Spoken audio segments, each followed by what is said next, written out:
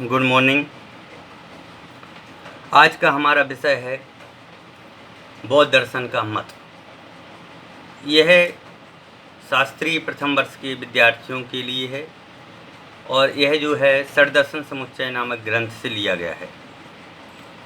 इसमें बौद्ध दर्शन के जो 12 आयतन या कहें द्वादश आयतन जो बताए गए हैं उनके नामों की इसमें आज चर्चा अपन करेंगे। उन्होंने 12 आयतनों में जैसे कि जैन दर्शन है, अन्य दर्शन हैं, उन सभी में कान, आँख, नाक, कान, जीभ, शरीर इत्यादि नाम प्राप्त होते हैं।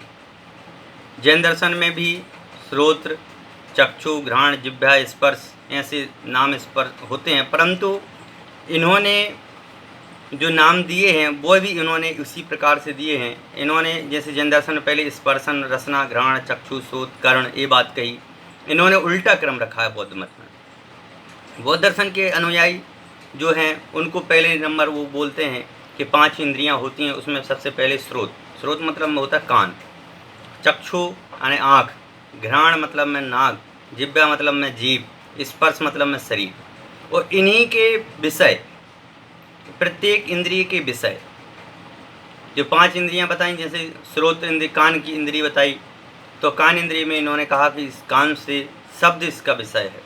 इससे शब्द जो हैं सुनाई देते हैं, शब्दों की वर्गणाएँ होती हैं, विषय का ग्रहण होता है, ज्ञान होता है और अनुभव किया जाता है। दूसरा उन्होंने कहा चक्षु। चक्षु से मतलब है आँख, तो आँख से रूप का दिखाई देना होता है। रूप जो है आकार, प्रकार इत्यादि प्रकार से जो भी है वह दिखाई देता है। घ्राण इंद्रिय से सुगंध, दुर्गंध 2 प्रकार के पदार्थों का ग्रहण किया जाता है। जिह्वा इंद्रिय से रस का अनुभव किया जाता है कि कैसा रस है, मीठा है, कैसा है, खट्टा है, कड़वा है, कसायला है, चरपरा है, इस प्रकार का। और स्पर्श इंद्रिय का मतलब में होता छूना।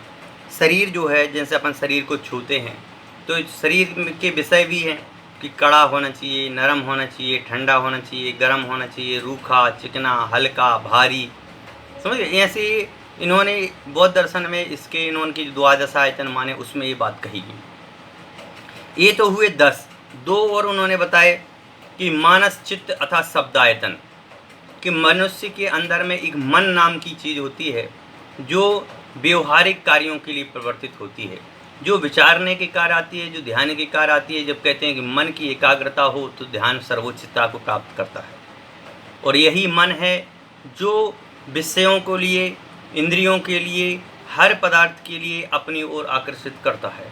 इस मन का अपना एक विचार है, एक सुझाव है जो अपन को हर एक कार्य करने के लिए प्रेरित करता है। तो कह रहे हैं कि ये जो मानस चित्त है, यानी जो मनुष्य का जो चित्त है, जो मन है, वह शब्दायतन है। उसके अंदर में शब्द दिखाई नहीं देते, लेकिन वह शब्द रूप से ही है।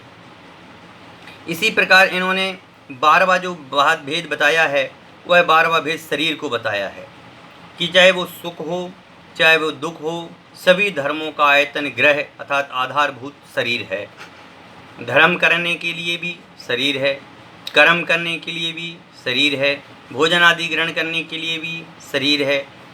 शरीर एक ऐसा माध्यम है जिसके माध्यम से आप अच्छे कार्य भी कर सकते हैं, नैतिक कार्य भी कर सकते हैं और अनैतिक कार्य भी कर सकते हैं। लेकिन यह शरीर जो है, चाहे वो कोई सा भी दर्शन हो, यह शरीर परोपकार के लिए है।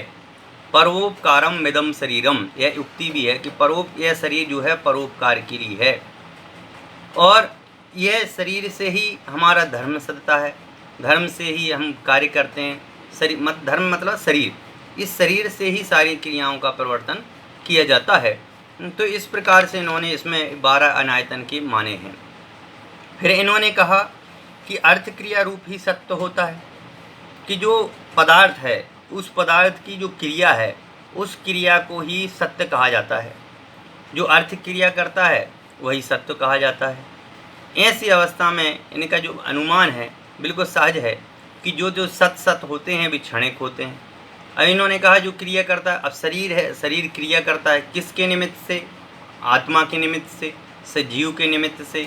तो ये आत्मा और जो जीव है ये दोनों एक ही हैं, परंतु इन्होंने क्या कहा कि जो अर्थ क्रिया करता है, अर्थ क्रिया करता है कौन करता है? शरीर करता है। लेकिन हम सभी अन्य दर्शनार्थी जो हैं वह सभी ये मानते हैं कि भाई आत्मा ही है जो अन्य क्रियाएं कराने में समर्थ है। तो इनका अनुमान है कि भाई इन्होंने कहा कि जो सत है, जो मतलब में पदार्थ है, और पदार्थ को इन्होंने सत कहा। जो अर्थ की क्रिया है, पदार्थ की क्रिया है, वस्तु की क्रिया है, वह सत है। समझ गए ना? ऐसे इन्होंने कहा जैसे दीपक की लो, इन्होंने उदाहरण दिया कि दीपक की लो दिखाई देती है, अर्थ क्रिया करती है, प्रकाश करती है, इसलिए वह सत है। लेकिन कह रहे वह क्षणिक है। इन्होंने हर चीज़ में 12 आयतन में उन्होंने कोई सा भी पदार्थ को निश्चित नहीं किया कि यह जो पदार्थ है यह सत है। मतलब सत अपन लोग बोलते हैं कि सत है मतलब वो कभी नष्ट नहीं होता, लेकिन इन्होंने कहा कि सत है लेकिन वह क्षणिक है। तो इन्होंने क्षणिकत्व के आधार पर 12 आयतनों की अपने यहाँ चर्चा की है। बाकी की शेष चर्चा अपन कल विषय अनुसार करेंगे। धन्यवाद।